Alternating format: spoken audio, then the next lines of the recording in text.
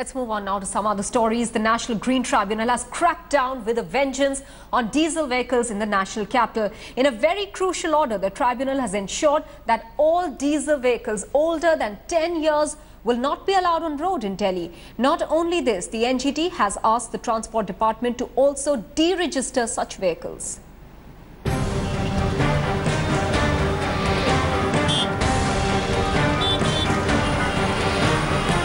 This sight of old trucks in the national capital belching smoke will soon be history. The National Green Tribunal order banning all diesel vehicles 10 years or older comes into effect immediately.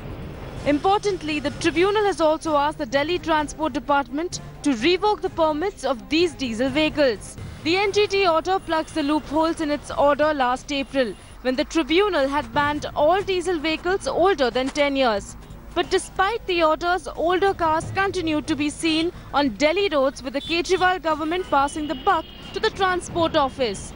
This is the latest judicial intervention to improve Delhi's air. Earlier this year, Supreme Court had banned registration of large-engined diesel vehicles and ordered all diesel taxis to convert to CNG.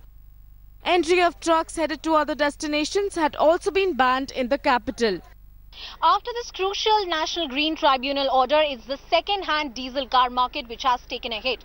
Not only the second-hand diesel cars used usually by people, it's also the commercial transporters, the trucks, which would also be under the scanner of the National Green Tribunal. Significantly, the NGT crackdown may not be limited to Delhi.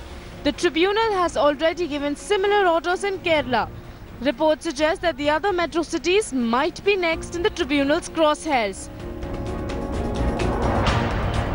With Anusha Soni in Delhi, Bureau Report, India Today. Heading into a very quick break now. Coming up next, we'll get you...